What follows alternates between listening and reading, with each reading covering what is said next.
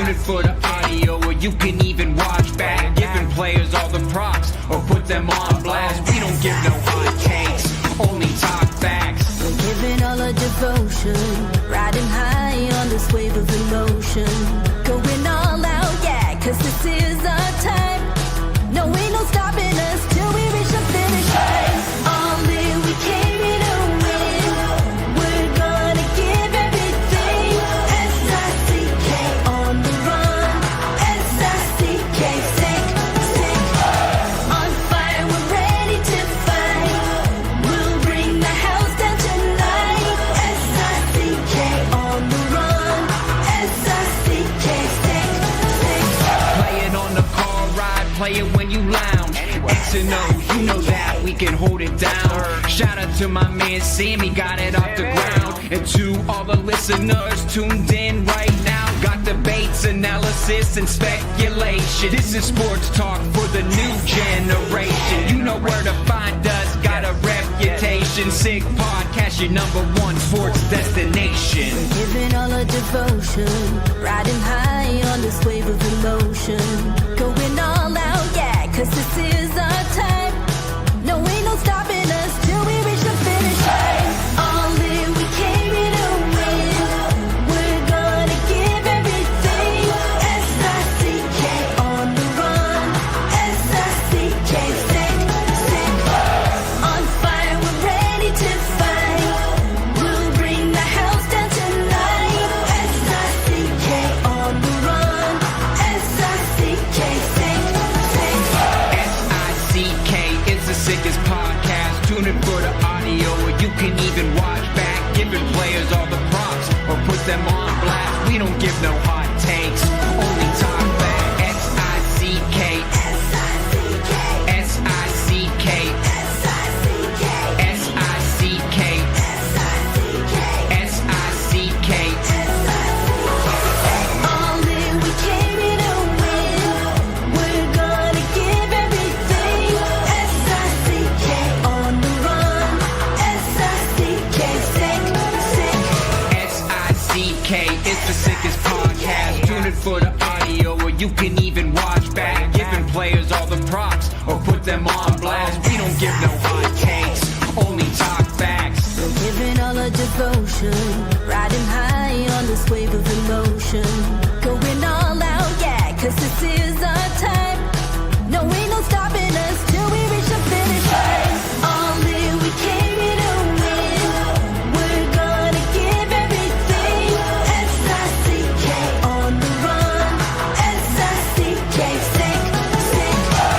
On fire, we're ready to fight. We'll bring the house down tonight. S-I-C-K on the run. S-I-C-K, sick, sick. Play it on the car ride, play it when you lounge. X and O, you know that we can hold it down. Shout out to my man Sammy, got it off the ground. And to all the listeners tuned in right now, got debates, analysis, and speculation. This is sports talk for the new generation. You know where to find us, got a reputation. Sick podcast, your #1 sports destination. Giving all our devotion, riding high on this wave of emotion.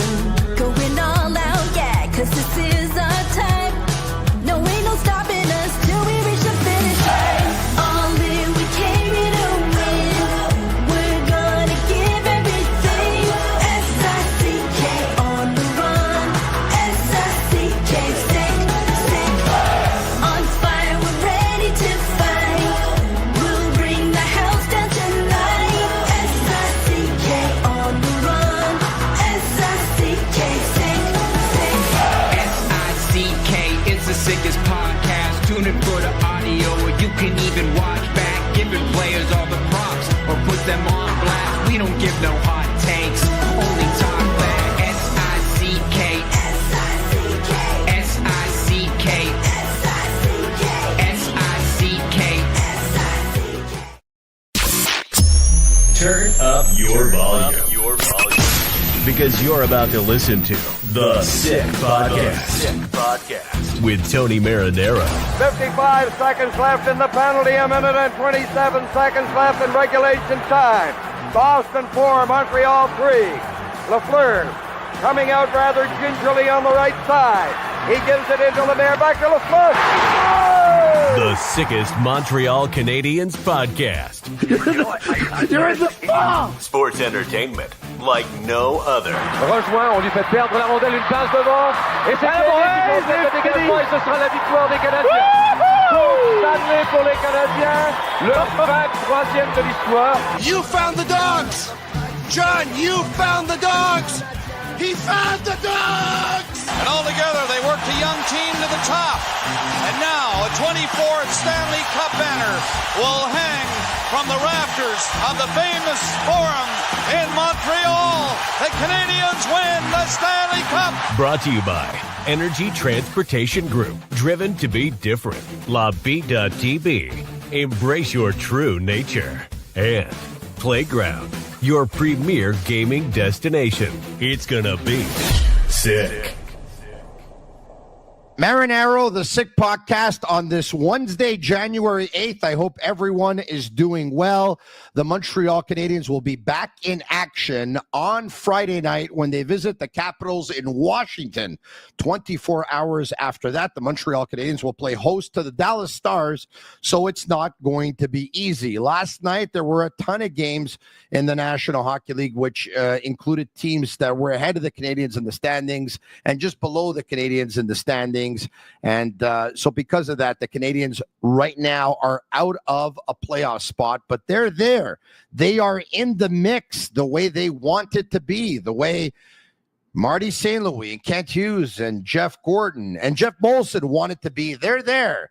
And the Canadiens are almost at the halfway point of the season. And being at the halfway point of the season means that there's going to be a mid-season report. There's going to be a press conference with the general manager of the Montreal Canadiens, and that all took place earlier this morning at Complexe Sportif CN in Brassard. Speaking of Brassard, there were a couple of players that we could talk about right now, one of which is we can give you an update on Patrick Laine, who has been under the weather, fighting the flu for the last several games, and the Canadiens say that they'll probably have a little bit more on Laine's status tomorrow.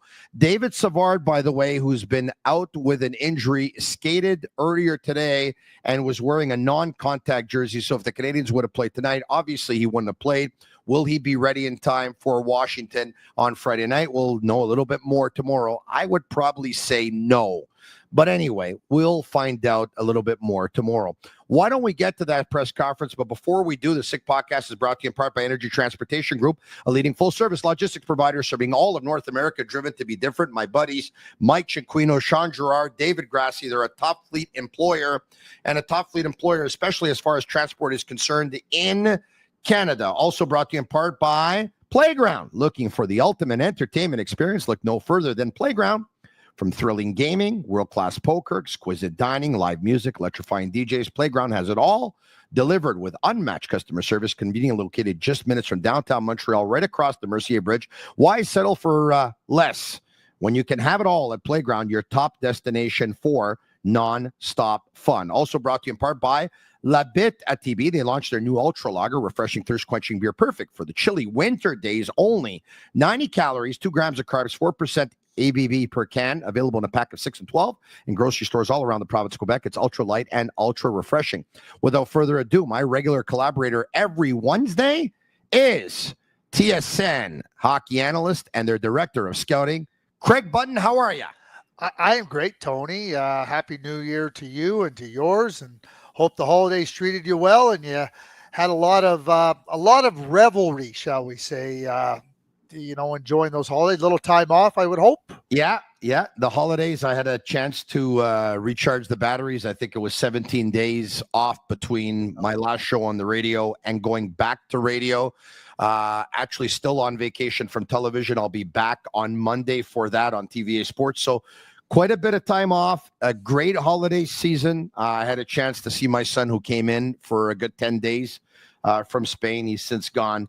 And the food was fantastic. That was catered. Now, everything was great. There was only one problem, and that was Dave Cameron and the result at the World Juniors. But, hey, you know what? I don't want to talk about it anymore. I'm very, very frustrated about it. But anyway, I'll just say this. I would have loved for Dave Cameron when asked if he had any regrets, and said, no regrets. I would have loved for Dave Cameron to say, do I have regrets? You're damn right I have some regrets. I was given a mandate. The mandate was to bring home the gold medal, to help those boys succeed and bring home that gold medal. And ultimately, we fell short. We didn't medal at all. And I take full responsibility for it. That's what men do, Pierre. Craig, Pierre. I had Pierre Maguire on a couple of days ago. That's what men do, Craig. And I was disappointed that he didn't do that. Yeah, you know what? You wish there was a different response. There needed to be a different response. You look at a team that I thought was more than capable of watching those players over a number of years. They've all but two have won with their club teams or wearing the Maple Leaf, and in a lot of cases multiple times with both, and they fell short. They fell short big time. Never think about this. Never ever in the history of the World Junior Tournament has Canada entered a World Junior quarterfinal on home ice where they were the underdog. And that was the case going into the game against Czechia. They saved their best for the third period where they got it tied up, and the discipline that hurt the team came back and bit them at the end. Adam Yako scoring the winning goal with less than a minute left. And I have no idea what Dave Cameron was doing when he challenged that goaltender interference call. Like they had all the momentum, and he took 2 minutes of wind out of their sails. That wasn't the only decision, but I think that those two things happening in the last game were a microcosm of what wrong for the whole tournament. Discipline and real significant questionable decision-making by the coach. There were a lot of things that went wrong for the Montreal Canadiens, especially in the first month of the season, Craig. There were 5 losses in the month of October where the Canadiens didn't just lose. They gave up 5, they gave up 6, they gave up 7, they gave up 8. They were absolutely obliterated. The last month of December was absolutely fantastic, and January had itself a pretty good start as well. Once again, the Canadiens went on the road, and it all started on the 20th of December in Detroit, where they won. They came back to Montreal and they won again. They then went to Columbus and blew a 4-3 lead. They lost by a score of 5-4, a game they probably should have won. They had 4 days off during the Christmas time, and then traveled to Florida, where Jakub Dobeš got the start and goal. They shut out the Florida Panthers 4-0. The next day, they were in Tampa, and they beat the Tampa Bay Lightning by a score of 5-2. A couple of days after that, they were in Vegas. They trailed 2-0 in the first period. They ended up winning that game by a score of 3-2. They got a couple of days off. They traveled to Chicago. It's a game that they should win on the schedule, but they lose. The next night, they're in Colorado. It's a game that they should lose on the schedule, traveling to Colorado, playing in altitude, and they win, which I think was the best game that Marty St. Louis coached all season, a 2-1 win in the shootout, backstopped by Jakub Dobeš again. And then they come back to Montreal, where they travel most of the day on Sunday to host the Vancouver Canucks, where they're trailing by a score of 3-1. A lot of people are saying, okay, you know what? It was probably bound to happen. They come back. No, they win in overtime on a goal by Suzuki again. Craig, it's really special what's happening right now. The Canadiens are not in a playoff spot, but they wanted to be in the mix. They're in the mix, Craig. They're in the mix. There's no question about it. And I'm going to go a little bit of selfish here, and I'm going to be in the mix next week in Utah and in Dallas, and then I join them on their California trip. So to be able to jump in on the broadcast when they're playing so well, and the excitement of Montreal is palatable. I mean, there's nothing better. And I've said that there's no better arena, no better atmosphere in the entire National Hockey League than the Bell Center when the Montreal Canadiens are playing well and you got all that passion from the fans. Florida, Vegas, Tampa Bay, Colorado. I mean, that's a gauntlet. That's a gauntlet. And it's a gauntlet if you're playing at home. It's a gauntlet on the road, and they're 4-0 in those games. I mean, it was beyond impressive. You've heard me on this show say a number of times, I think that, it moved from the bottom 8 to the next 8. And the closer you can get to that 8 that qualify for the playoffs, that second 8, then the better your season would have been. Well, they're right there now, and good for them. They're clearly in the next 8. Can they get into that playoff 8? It'll be interesting to see. But the bottom line is, and it is a bottom line, Marty St. Louis has been about process all the way through. Process. And he said, you know what? If we're doing the right things and we do the right process, we will start to realize some gains. And what he was trying to teach and what he was trying to instill in the team, I think you're absolutely seeing it now in their performance and in their successes. We have so many topics to talk about. Of course, there are so many questions that were asked at the press conference earlier this morning. I don't have all the exact questions, but I do have some of the bullet points. And what I'd like to do with you, Craig, is I'd like for you to be Kent Hughes for the next little while. And I'll bring up some of the topics, and I'd like to see what's the first thing off the top of your head, and then compare it with the answer that Kent gave. How about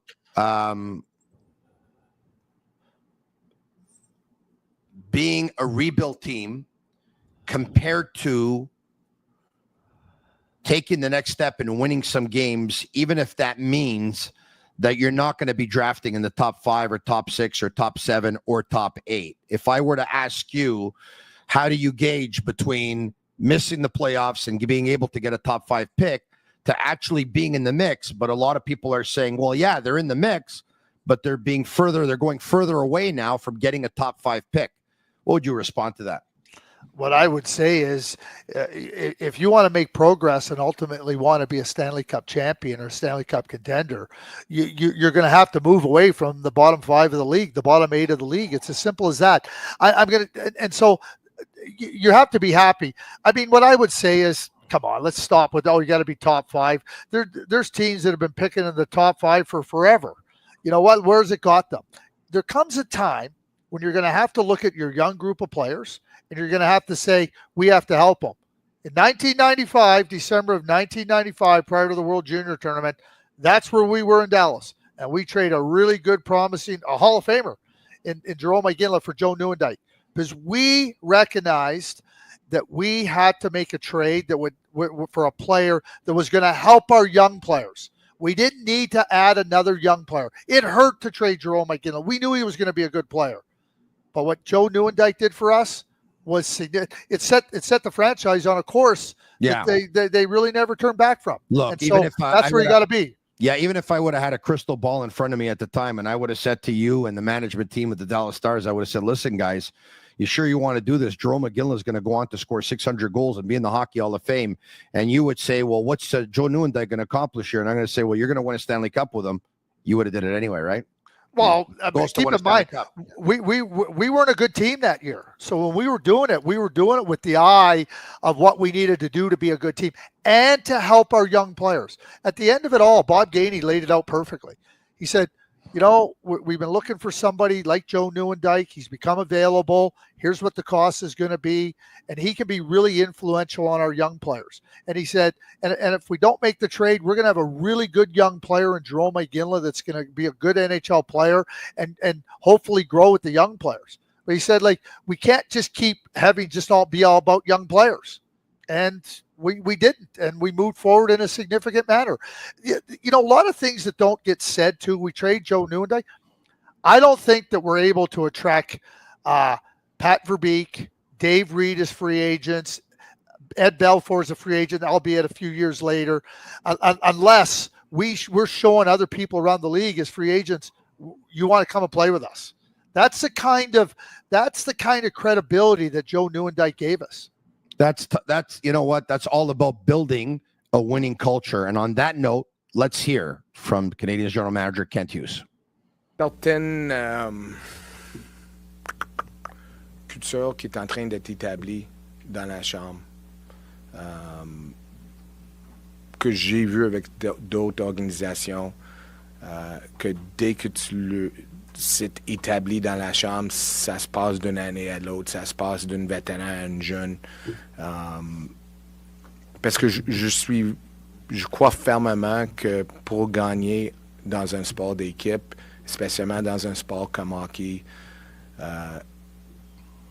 que tu dois être en mesure, tout le monde, de mettre à un certain point tes objectifs individuels. Pas à côté, mais tu dois les assimiler avec les objectifs de l'équipe. Puis c'est pas facile, puis quand ça arrive pas, je trouve que c'est vraiment difficile dans le sport de gagner. Puis on est en train de voir ça ici. Kent Hughes says, we're trying to establish a winning culture. We're trying to have older players show young players the way. And he says, you know what?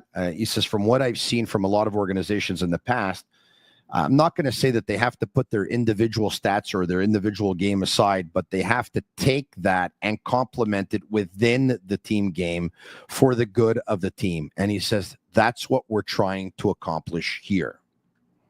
That's exactly what the whole goal is. Listen, at the end of it all, like you want, like a culture can be many things, but if you want to keep saying that, oh, we're going to get high draft picks, well, that means you're losing. So is that what you want to have instilled in your organization? Because, you know, being not that anybody's ever comfortable losing, but if you want to have that losing atmosphere and players always going in, okay, I guess we got another high pick and everything, you're going to continue to lose. There are too many examples around the league of teams building with young players, and the young players are good, and the young players are talented, and they have no idea what winning is all about. They want to win, they're committed to winning, but they don't know, and they need help. And that's what Kent is talking about. Older players helping the younger players. You build it out. I'll be straightforward. Is like so many people talk about rebuilding what you have to do. They've never done it. They don't know. And quite frankly, I think it's stupid talk. I love that. All right. So if I were asking you today and you were the general manager of the Montreal Canadiens about your draft picks, how many do you have? What do you want to do with them? Are you interested going forward in trading some of those draft picks to get better right away? Are you interested in maybe deviating a little bit from the plan to try and accelerate things now that your team is doing pretty well and maybe the worst is past? Will you deviate from the plan a little bit? What are you planning on doing with managing your draft picks or not? What'd you say? Well, forget about me. I'm going to quote Lou Lamoriello. He goes, you need a 5-year plan that can change in a minute. And I don't think the Montreal Canadiens are deviating from anything. They want to build a winning culture, that a team that can contend. They've done that. We can look around at all their draft picks. You know what I would say? Look where we got Jakub Dobiš. Jakub Dobiš, is a guy that you can go through. Lane Hudson, we drafted him in the second round. Like the guy's a star already. He's a star in Montreal. You know, Jacob Fowler, look where we got him. Like, he's a star. Like, he looks like he's got everything to be a star. Joshua Wise, he's part of the American Hockey League All-Stars. I think he's going to be a good player. You know, again, you get good players all the way through. It's not just about picking in the top 5. And so, to me, you're not deviating. You're not just saying you're going to be silly and you're going to trade all your draft picks and your young players to go get some older player to come and help you now. But there might be something that really says, listen, we want to have a taste of playing hard games heading into the playoffs. And if we get some playoff experience, that would be a benefit to the overall thing. I know this for certain. And neither one of them have told me this directly. I haven't asked them this directly. But Jeff Gorton and Kent Hughes are smart people. They're not going to do something willy-nilly. They are looking to continue to build it. And if there's something that makes sense that can help the team move forward in some measurable degree, they're going to do it. Said this before, and I'll say it again. Since I've been on the beat, or since I've been an active member of the Montreal sports media, I have never had as much faith in a Montreal Canadiens management team. That doesn't mean that they're going to bat for 1,000. That doesn't mean that they're not going to make mistakes. It doesn't mean that they haven't made any. But I believe in their plan, and I believe that they're going to be very good for a long period of time. And during the time that I've been a member of the media, the Montreal Canadiens have not won a Stanley Cup. But if there's going to be a time where they're going to win one, I believe it's going to be with this management team. I've said that before, and I'm going to say it again, and I'm going to stick with that, all right? So, Kent Hughes, you answer me this. Talk to me about managing your upcoming draft picks. Let's hear from him. Well, we've got a lot.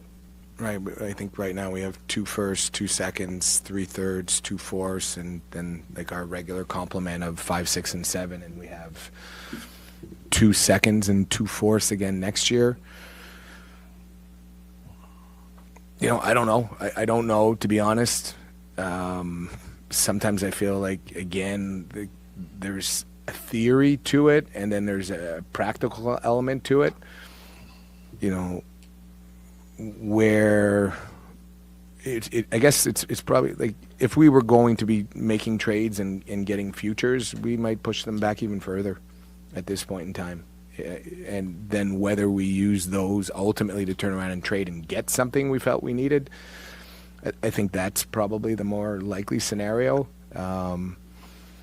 But, you know, trading for futures, if the underlying question is like who we're keeping and who we would be trading to get those, my answer is the same. Like, we have 22 games. We got to see where we are before we're ready to make any of those decisions.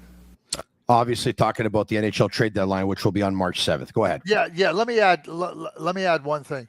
You know, the Montreal Canadiens traded the 7th overall pick for Kirby Dach, and Kirby Dach, it looks like he's starting to find his way after the injury. That's a long rehab. They traded the 7th overall pick for Kirby Dach. Did that deviate from their plan, trading the 7th overall pick? I don't think so. And I agree with Kent. Like, the bottom line is, and here's so he talks about theory. Here's practicality. You got all those draft picks. They're not all going to play for the Montreal Canadiens. You can't select all those players and have them play for the Montreal Canadiens. You don't have enough room in your contract limits. You don't have enough room on your roster. You don't have enough room for them to play. So in practicality, yeah, people can have these silly theories. In practicality, they don't work. You know what? Before you said it, I hadn't realized it was a 7th pick. I really hadn't. Yeah, well. I really hadn't realized it was the 7th pick. Wasn't it the 13th? That's the Montreal draft. It was at the Montreal draft. Yeah, it was I thought it was the 13th and the 66th that were dealt to Chicago in exchange for Dach. Anyway, we'll have Sammy look it up. And I thought it was Kevin Korchinski who went 7th in that pick from Montreal. Yeah, we'll have Sammy look it up because I'm not gonna. I could be wrong. I thought I know they took Korchinski at 7. I thought that was the Montreal pick. I could very well be wrong. And, you know. Yeah. Look, listen. We'll have Sammy look it up, but I think it was 13 and 66 to Chicago, and I think they also dealt Romanov and a much later pick to end up getting New York's 13th. But anyway, the Islanders 13. Sammy and Agnello will look it up, or Shane Gaumont, and they'll bring it up. Anyway, it doesn't really matter, right? It doesn't really matter. I got your whole point. Okay, I want to move on to the defensive play. The defensive play and the defensive coverage, obviously, was in a world of pain, especially in the month of October and even somewhere in the month of November. The Canadiens at one point looked like they really did not understand the whole defensive coverage, the whole man-to-man hybrid defense and all that stuff. If I were to ask you, Kent, how concerned were you with the defensive play, and what can you tell us about it now? So let me be very quick and go back. Alex DeBrincat went to Ottawa for the 7th pick. So yes, I was wrong about that, but the 13th That's okay. pick. But did they deviate by going for Kirby Dach? I guess that was really my point. I was wrong on the pick, but you're exactly right, Tony. Yeah. So defensive play, you got a lot of young defensemen. You've heard me quote the great Jacques Laperriere on this show many times.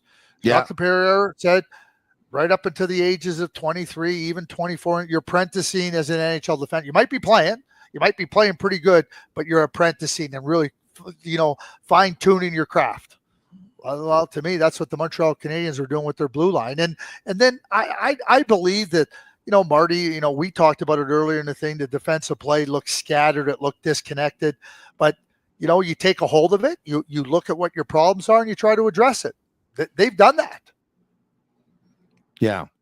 If because he was asked at one point too, he was asked about, the fact that Marty, were you guys looking for an assistant coach? Were you looking for an experienced coach? And Marty ended up bringing in Roger Grillo, of course, but Roger Grillo has not been on the bench with him. He is the eye in the sky, as we call it, and he sees things from above and basically talks to the coaches who have the earpiece down, who relay the information to Marty St. Louis.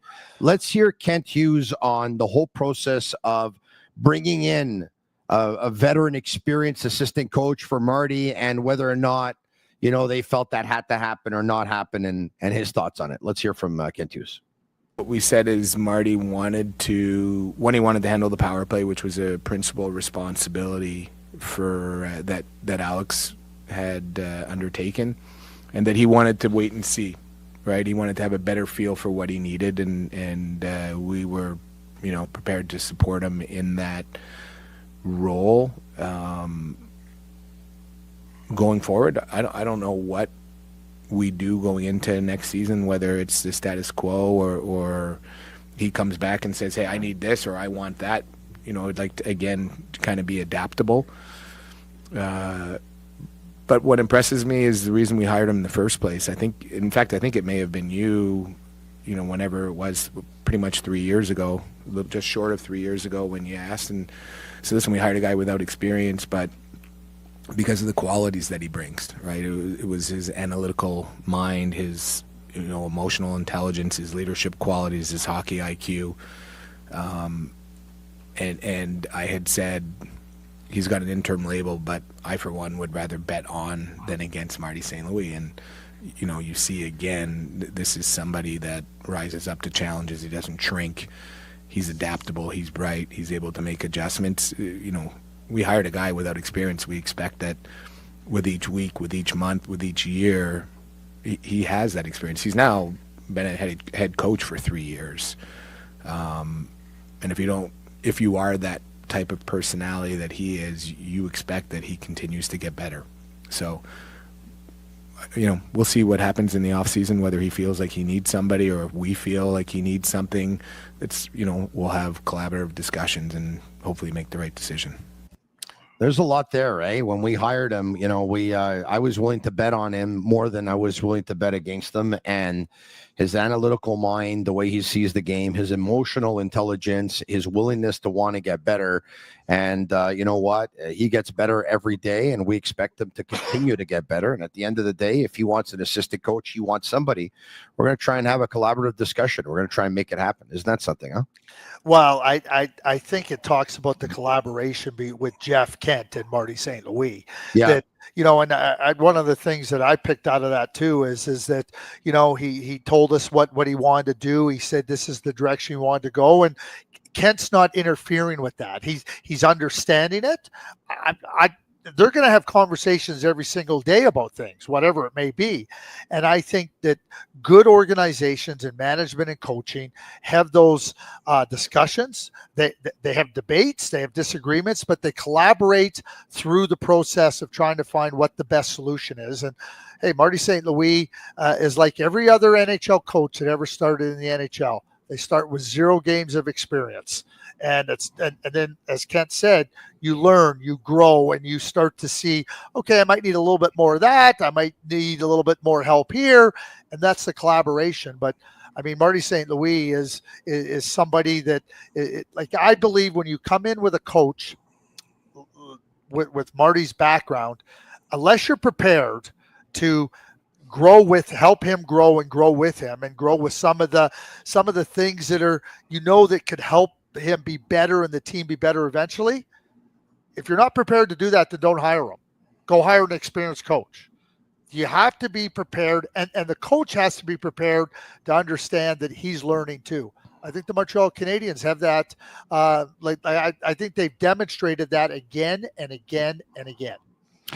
Craig, if I were to ask you and say, take a look at Juraj Slafkovsky last year in the second half of the season, finished very strong, had a real good year with 20 goals, 30 assists, 50 points. You reward him with a long-term deal, 8 years, just under $8 million and all that stuff. And he's had his ups and downs this year. Are you satisfied with what you've seen? Well, what would be your answer? Well, he's going to be 21 coming up here. In a couple of months. Think about it, Tony. He's 20 years old, about to be 21, completing his third year in the NHL, third season in the NHL. He's got so much more growth ahead of him. And that growth is going to be evident. It was evident in the last half of last year.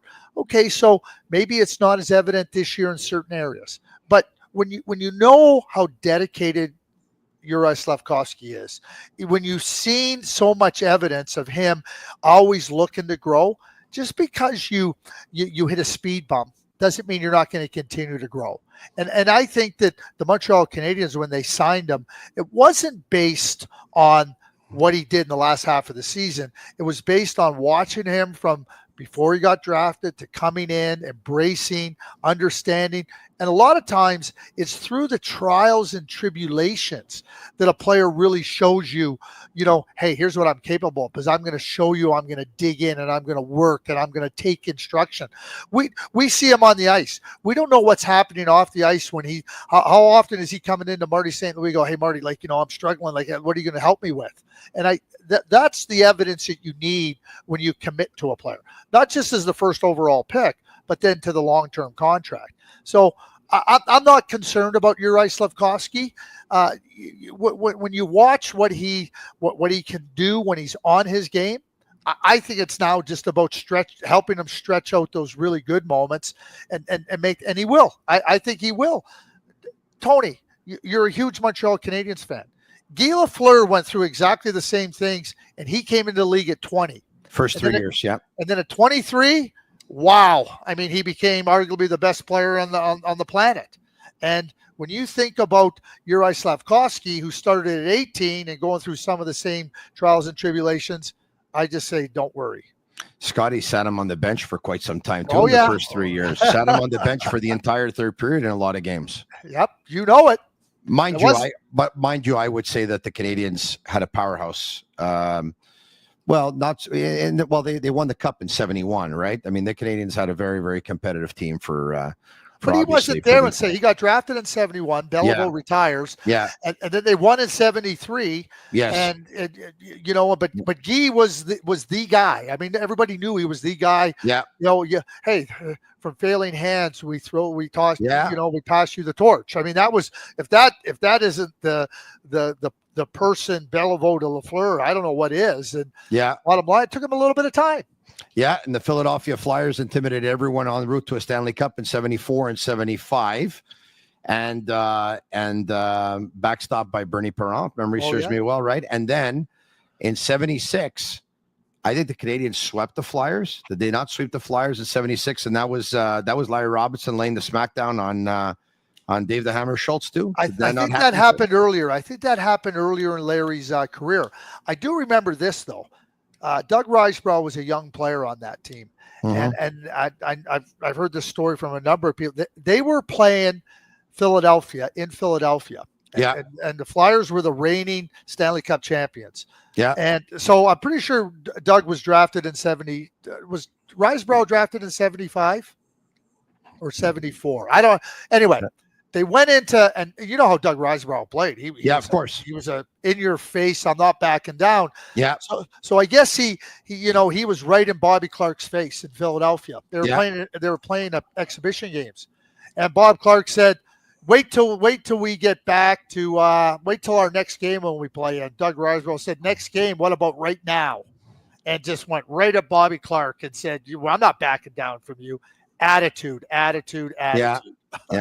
I think 76, and I don't know if 76 was the year, but I think Larry Robinson hip checked Gary Dornhoefer into the penalty box. Did he not? Well, I think he dented the boards, didn't they? Dented the boards, man. In the Montreal Forum. My dad's favorite hockey player, by the way, Larry Robinson. Four straight. Right, okay. Yeah. Reggie Leach won the Conn Smythe Trophy. Isn't that something? All right, okay. He talked about the importance of being in the mix for the players. Let's hear from Kent Hughes. Take a different lens, I guess, to it. We wanted to be in the mix in the sense that in terms of progressing as a team, in terms of getting where we ultimately learn or want to get to, there's certain things that they have to experience. And Nick Suzuki's our captain. He experienced it once in his career to date, right? A playoff run. So we want this group and this young group of players to be under the pressure of learning to win when it counts. Whether ultimately they succeeded or not, it's the experience that you go through. Like if we look at Tampa, before they won their 3, they had several playoff disappointments along the way, and you learn from it. Toronto's gone through that. Maybe they're going to learn from it. We'll see as time comes. So that was the most important thing about being in the mix, was more, at least from my vantage point and Jeff's, less to do with what we communicated to the outside world about playoffs and more to do with what we hope our team went through as an experience, as a building block. Whether we can be a playoff team or not, we're in that conversation right now, and let's see how our players respond to it. So well thought out, eh? Yes, Where he says whether we're going to be a playoff team or not, I don't know, but we said we want to be in the mix because we want our players to be able to experience playing in pressure games. So like that, when we are ready to take the next step, they're going to know what pressure games feel like, and they'll know how to be able to respond to them. It doesn't mean we'll make the playoffs this year. We might not make the playoffs this year, but by being in the mix, we're going to play in big games that we'll have to win to make the playoffs. And maybe we won't win them, but we'll play them. We'll experience them. We'll know what they're all about, because they're going to need to be able to have that experience going forward. I use this story kind of to tell you. Yeah. If you go into a dressing room, you went into them and you said, who wants to win? Everybody puts up their hand. Everybody wants to win. If you say, who's prepared to pay the price to win? Everybody goes, yep, everybody. The third question is the key one. And this is where Kent is trying to get the team individually and collectively too, as is Marty St. Louis and Jeff Gorton. What is the price? They don't know yet. So you're trying to move them into that spot. Tony, when you were in math class in elementary school and you were learning simple math and subtraction, and then they changed it to multiplication. They didn't keep giving you addition problems or subtraction problems. They ratcheted it up. They said, okay, now you got to do the multiplication tables and you got to do the division tables. And that's how you learn. They didn't keep you on the addition and subtraction. And it's the same thing here. It's about moving the players along the path. You didn't introduce calculus to them in grade 4. You waited till they mastered multiplication and subtraction. Then you did ratios and everything. It's the same thing with a hockey team and hockey players. And that's why I think it's stupid commentary. Oh, they're going to give up a 5th pick. They're going to not have a top 5 pick, Like, it's stupid. It's people that don't understand. And the key thing here's the biggest thing I think is key here. Jeff Gorton knows. Jeff Gorton is going through it. How many people, like I'm sitting here and I'm it's the facts. So it's not about being. Kyle Davidson's trying to do a rebuild in Chicago. Yeah. Mike Greer's trying to do a rebuild in San Jose. Kevin Adams is trying to do a rebuild or whatever in Buffalo. Yeah. None of them have ever done a build. Correct. None of them have ever done a build. Jeff Gorton's done it in Boston. He's done it with the New York Rangers. He comes here ready to do it. And I love Mike Greer. I like Kevin Adams. I think Kyle Davidson's good. But they have no experience in terms of building. And now they're going to do a rebuild? Yeah. Okay. All I say to them is, I hope you can achieve it, because it's something you've never done. Well, one of the things you have to do when you don't have the experience, because everyone's got to start somewhere, right? But maybe insulate yourself with people who have done that before.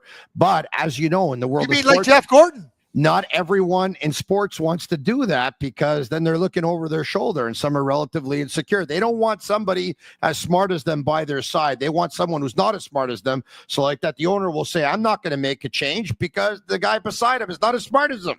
Okay, so why don't we give some massive applause right here, now, and kudos to Jeff Molson, because Jeff Molson's the one that hired Jeff Gorton. 100%. And Jeff Molson said, okay, here's what I think we might have to do. He might not have been fully convinced of it. In fact, I think Jeff has admitted to that. Yeah. But he says, here's what I think we can. Here's what I think. So he goes and talks to Jeff Gorton. And he goes, that's the guy. And then now Jeff can be the mentor. He can be the experienced eye. And now he says, okay, I really like Kent Hughes. I think Kent Hughes is somebody that can come in here and he's bright. And Kent's been involved in the game. And then you heard Kent talk about Marty St. Louis. It all starts at the top.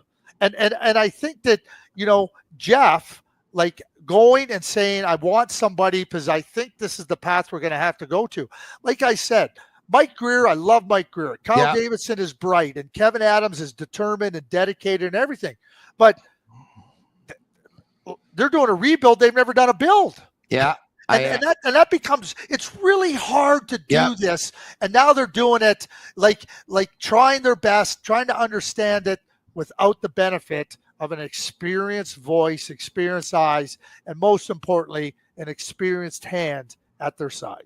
I think Jeff Molson hiring Jeff Gordon, knowing that he couldn't be the general manager in Montreal because of Jeff Gordon being unable to speak French, of course, and knowing that he was going to end up having a two-headed monster, which ended up being Jeff Gordon and Kent Hughes, is the second best hockey business decision that Jeff Molson has ever made. The second best.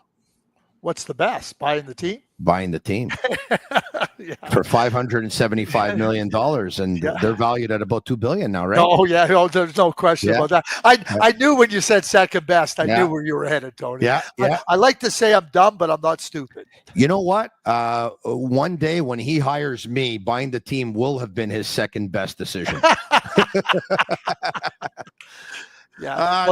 All the things we talk about on a weekly basis. I hope you're taking notes. You have a whiteboard, don't you, that you're taking all these notes on? And let's see the whiteboard. I do have a whiteboard. Hold on a second. There's my whiteboard. Okay. There's the whiteboard. Yeah, there it is. All right. And so keep all your notes. So when you do get that job, you make sure that you get a steady hand around you. So my whiteboard, basically what it does is we have X amount of clips that we can actually bring up. And then once it hits their quota, anything else that we don't get to, I write here on the whiteboard. So on the whiteboard, it says no regrets whatsoever going to Russia. Kent Hughes was asked about that today. I had a feeling that was going to come up, and it's unfortunate that it did. I think sports is sports and politics is politics, and the two shouldn't mix. But anyway. And for those wondering, Ivan Demidov cannot join the team this season because of dates and when his season is going to end. There's a deadline in the National Hockey League, and the two deadlines will not be able to make it in time. So Demidov will not. For those, because people have been talking about, is there any chance he comes back with Demidov? He brings Demidov. He goes to Russia. Maybe he goes there with a suitcase and gives a little bit of money, and he pries Demidov out of. It's not happening, folks. Okay. All right. We'll get to that in just a few minutes. Not before I talk to you about one of Craig's favorite spots in Montreal, and that's Souvlaki Authentique, because he and I went there and we both ate like we were going to the electric chair 10 minutes later. It's a family-operated Greek restaurant with 7 locations. Lachine, Boisbriand, Pierrefonds, to name a few. We were at the one in Lachine, and we had such a good time. They use fresh Quebec chicken and fresh Quebec pork, both hand-cut, marinated in-house. Their gyros hand-stacked in-house, never frozen, no MSG in any of the recipes. Greek potatoes, not your Yaya's Greek potatoes. They have a unique lemon sauce, and so we want to give them a shout-out because it is one of our favorite Greek restaurants in Montreal. There's no doubt about it. Souvlaki Authentique. Also, are the Montreal Canadiens going to make the playoffs? Is Lane Hudson going to win the Rookie of the Year? He is in that discussion, of course, with Matvei Michkov and with Macklin Celebrini. Go all the way with Betway and get a free bet up to $200 if your first bet loses. Scan the QR code on the screen or click on the link in the details section to create an account and redeem your welcome offer. Offers available only for new customers. Terms and conditions apply. Offers not available in Ontario. Must be 18 years of age. And please play responsibly. Okay, speaking of Ivan Demidov, he was asked about his discussions while he was in Russia with Demidov's coach at SKA, Roman Rottenberg, and this is what Kent Hughes had to say. Les discussions qu'on a eues, c'est les discussions qu'on a normalement avec un coach, que ce soit un joueur dans la Ligue canadienne, un joueur dans le collégial. Pas mal de la même que j'ai eu avec des coachs à Michigan quand je suis allé voir Michael Hage. Où est-ce que son jeu est rendu? Qu'est-ce que vous voulez de lui? Qu'est-ce que vous croyez qu'il a besoin d'améliorer? Parle-nous de son caractère, comment est-ce qu'il réagit aux défis, des choses comme ça. Puis, je dois avouer que qu'est-ce qu'on a entendu du coach, de qu'est-ce qu'il voulait de lui, c'est des choses qu'on on avait la même opinion. All right, so Kent Hughes says, hey, listen, what I asked Roddenberry about is no different than when I ask any coach or about some of our players that we have drafted. The same thing that I asked Roddenberry about were the same things that I asked the coach about with Michigan when I went to watch Michael Age play, and that is, how is he as a player? Where is he at right now in his development? What are some of the things that he has to work on? Does he have any character issues whatsoever? How does he play in pressure games? List goes on and on. Those are the things that I ask everybody, and that's what I asked Roman Rottenberg. And he says, you know what? After hearing what the coach had to say, he says, our evaluation from what we saw at a distance from Demidov and what the coach told us actually was very, very similar information. So we're on the same page, he said. That's how you build relationships. We talked earlier about Kent and Martin St. Louis collaborating, right? Well, you have Ivan Demidov, you have Michael Hage, right? I'm just going to use those two. Let's bring in Jacob Fowler there. So you're looking at them. Those players all want to be able to have a chance to have success at the next level. The Montreal Canadiens want to see them have success. The Boston College and Michigan and SCA want to see their players have success. So when everybody's working together and collaborating and understanding, well, then everybody can see that you have the interests of the individual and the group at hand. Roman Rottenberg earlier in the season, I read an article I read his quotes where he talked about, we want to make sure that when Ivan Demidov comes over to the NHL, that he's ready to help the Montreal Canadiens. We don't just want him to go over and not be ready. We want him to perfect his game as best as he can. We want him to develop his game so that when he does go, and remember, he didn't say if he goes, he said when he does go, that he's ready to do that. I think that the demonstration of that is when the Philadelphia Flyers were able to get Michkov. Michkov had 2 years left on his contract. And Roman Rottenberg and Scott said, you know what? We think he's ready. And if you feel he's not ready in Philadelphia, then send him back to us and we'll continue to work with him. Collaboration, building relationships are really important. And I think that Kent, that's all you want to do. And if you do that, everybody knows that everybody's working together to help the team and the individual achieve that success. And he talked about why it was important to go see Demidov play live. L'objectif, premièrement, c'était de lui voir jouer en personne. C'est sûr que c'est un cas unique. Quand tu repêches un joueur 5e overall, puis il y a juste une personne parmi l'organisation qui l'a vu jouer en personne. Alors, pour moi, au départ, c'était la chance de lui voir en personne, voir où est-ce qu'il était rendu. C'est sûr qu'on avait remarqué que son temps de glace avait descendu, je pense, pour une séquence de 10 matchs en ligne. Alors, je voulais lui voir jouer, voir où est-ce qu'il était rendu dans son jeu. Aussi, lui rencontrer encore face à face parce que c'est ça, le repêchage, c'est spécialement pour un joueur, c'est un événement, peut-être ça dure 2 ou 3 jours, mais ça passe tellement vite. Communiquer que indépendant des résultats individuels qui étaient très importants à nous et à l'organisation. Puis je pense, comme Gord a dit, quand tu repêches un joueur, tu prends la décision que tu repêches quelqu'un, il devient partie de ta famille. Puis on croit beaucoup dans la communication. Alors, je pense que c'était une bonne démarche pour nous d'aller lui voir en personne. And so there you have it. Kent Hughes says, listen, he says, I had never, there's only one member of the organization that had seen Demidov play live.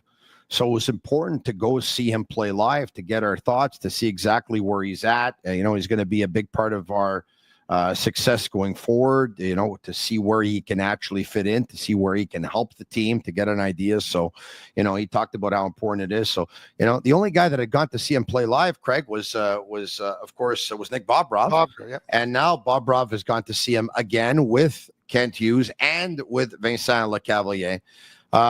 plans for David Reinbacher. Let's finish with that. Long terme, il n'y a rien qui a changé. À court terme, c'est sûr que c'est dur de manquer une saison. On voit avec Kirby, le joueur qu'il était avant qu'il s'est blessé, puis le travail qu'il doit faire pour se remettre en forme, capable de jouer à ses moyens. Puis, alors, c'est sûr que c'est pas facile, mais ça change pas que on attend que Kirby va regagner sa forme, puis on voit qu'il est en train de remonter son jeu. On attend la même chose avec David, mais c'est difficile de savoir le timing. Mais à long terme, on n'est pas inquiète de tout. C'est sûr que pendant qu'il est blessé, on l'a gardé autour de l'équipe parce qu'on croit qu'il a quand même des moyens d'apprendre puis de développer comme joueur sans être sur la glace. Il participe aux pre-scouts, dans toutes les rencontres avec l'équipe avant les matchs, ces choses-là. Alors, au moins, il est en train d'apprendre, premièrement, qu'est-ce que les coachs veulent, qu'est-ce qu'ils cherchent. Il travaille avec notre staff de développement aussi. Il regarde les autres joueurs dans la ligue, essayer de travailler sur son compréhension du jeu, toutes ces choses-là. Puis aussi, je pense que ça lui permet la chance d'apprendre des vétérans dans la chambre comment ça fonctionne.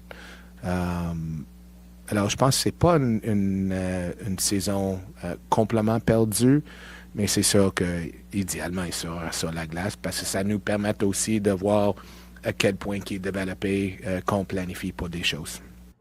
Canadians are, I don't have to tell you this, Greg, because I think you said it before and you alluded to it. They're led by modern day thinkers. Kent Hughes says, look, ideally, we would love for David Reinbacher to be healthy and play, but unfortunately, he's hurt. But it's not a lost season because we're doing with David Reinbacher the same thing that we did with Kirby Dach last year. We're keeping him around the team. He's up in the press box. He's watching. He's being part of pre-scouting meetings as we scout the opposition, as we scout some of their players, as we prepare for the opposition. He's in on everything. This way, he's discussing with the coaches what they're looking at, what they're looking for. This way, it helps him in his comprehension of the game. It gives him a better understanding of what the coaches are looking for. So it's not completely a lost season because we're working with him and we're doing the exact same things with David Reinbacher as we did 1 year ago with Kirby Dach. So in both cases, he says Kirby Dach, who came back from an injury and got off to a slow start, and David Reinbacher's case, who did suffer an injury and will be out for most of the year. We're not worried about either of them. There you have it. You can't do anything about the injuries. So, the fact of the matter is David is not able to go on the ice and participate as a player. But that doesn't mean he can't participate in other areas, as you just pointed out. And for the organization to sit down and go, hey, we're going to work with you here and we're going to spend the time with you here. Again, like you're investing in the player in a different way. You haven't stopped investing in him. And the learning that he's going to take in now is very different. Like being in the meetings, understanding, okay, we want you to be in this position, watch this. Those are all really important things for a young player, but most importantly, him feeling part of something. What I just said about Demidov, feeling that the Montreal Canadiens care about him and value him, and they're going to go there and they're going to spend time and everybody's going to work together to help him. Well, there's David Reinbacher, there's Kirby Dach. And as I said earlier with Kirby, you come back from that type of an injury, it takes a long time to just get back to health. Now you got to get yourself into the conditioning level to perform in the National Hockey League. I think there's real good signs now for Kirby Dach, and you can't be rash. You have to understand where you're at. And I think that, again, you talk about progressive thinkers. There's no question. There's no question that that's where Montreal sits. And there's not just a patience and a plan. There's a real confidence and comfort level that what they're doing is the right thing. And you know how it is, Tony. People, there's an emotion when it comes to the Montreal Canadiens. It's a passion that the fans have, and you love that. I mean, that's part of what makes the Montreal Canadiens so great. That's what makes the Bell Center so wonderful when they're playing so well. But you got Jeff Molson, Jeff Gorton, Kent Hughes, Marty St. Louis that understand that too, and they're committed and confident in their plan. and they're not going to deviate in terms of what they're trying to do and what they ultimately want to accomplish. Craig, always an honor and a privilege to be to have a guy like you with your experience on the podcast, especially today where the general manager of the Montreal Canadiens has a press conference to discuss the team at the midseason point with your experience to weigh in today. This was a lot of fun. Thanks so much. We'll talk to you soon. Thank you, Tony. You're very welcome. There you have it. Craig Button. Marinaro, special thanks to Energy Transportation Group, to Playground, to Bittt at Tibi, as well, to Souvlaki Authentique, and to Betway. And special thanks to Shane Gaumont at Master Control. Special thanks to all of you watching on YouTube Live, on Facebook Live, on Twitter Live. And once again, we're going to do the same thing tomorrow night, same time, same place, right here, the Sick Podcast, weeknights at 10 p.m. Eastern. I'm Marinaro. And that's a wrap. Hope you don't miss us too much until next time. Follow the Sick Podcast with Tony Marinaro on YouTube, Instagram, Facebook, Google Play, and Apple Podcasts. The Sick Podcast is brought to you by Energy Transportation Group, driven to be different. LaBita.tb, embrace your true nature. And Playground, your premier gaming destination.